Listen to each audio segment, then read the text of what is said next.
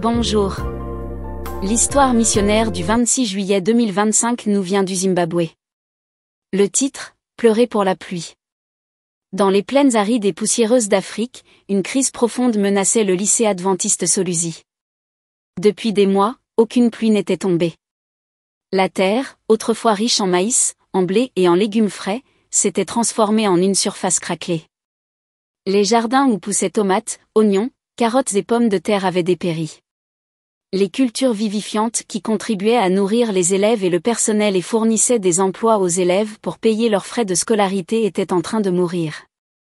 La situation est devenue si grave que les gens ont commencé à craindre que l'école ne ferme définitivement. Le barrage, principale source d'eau pour l'école et ses environs, était dangereusement bas. En réponse, un rationnement strict de l'eau a été mis en place, 3 plages horaires d'1 heure par jour pour utiliser l'eau du robinet pour cuisiner, se laver, nettoyer et stocker pour le reste de la journée. Chaque goutte devait être utilisée avec parcimonie. Sans eau, la vie devenait de plus en plus difficile. Les étudiants s'inquiétaient. Les enseignants devenaient anxieux. Sibon Gilles, une étudiante de 22 ans, se demandait ce qu'il adviendrait de son école et de ses études.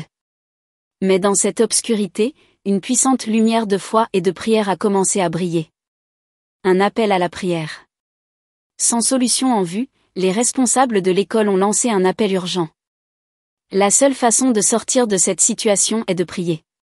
Des réunions de prière du mercredi soir aux vêpres du vendredi, en passant par le culte du sabbat et les vêpres du soir, la prière est devenue le cœur battant de Solusi. Les étudiants et le personnel se sont réunis en groupe pour invoquer Dieu. Ils ont dit: Seigneur, comment pouvons-nous transmettre ton message sans eau? Aide-nous, Père.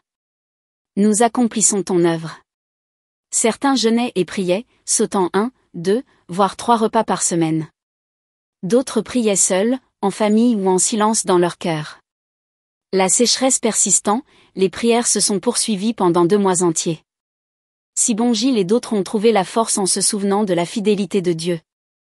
Ils se sont souvenus que Solusi avait été fondée en 1894 en tant que première mission adventiste en Afrique. Ils se sont souvenus que, grâce à l'aide d'une offrande du 13e sabbat en 1994, le lycée avait pu construire son campus actuel près de l'université de Solusi. Ils se sont rappelés que cette école n'était pas seulement un lieu d'apprentissage parmi d'autres, mais l'école de Dieu, qui formait des pasteurs, des missionnaires et des dirigeants pour l'Église.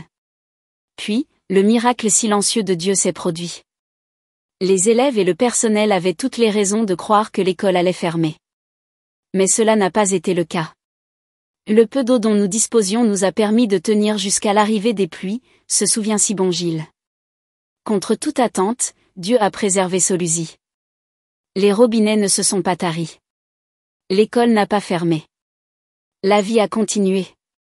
Et puis, enfin, la pluie est arrivée. Lorsque le ciel s'est ouvert, toute l'école a éclaté de joie. Les élèves et les enseignants ont envahi l'église, chantant des chants de louange et élevant leur voix en signe de gratitude. Ce n'était pas seulement de la pluie, c'était un miracle, une réponse à des mois de prière fidèle. Avec la pluie vint l'eau. Avec l'eau vint la vie. Le programme agricole reprit. Les jardins furent replantés. L'espoir fut restauré. Sibon Gilles, qui travaille désormais à l'université Solusi, continue d'être témoin des bénédictions de Dieu sur l'école. Elle réfléchit: le Seigneur a béni Solusi. Je l'ai vu de mes propres yeux. Amen.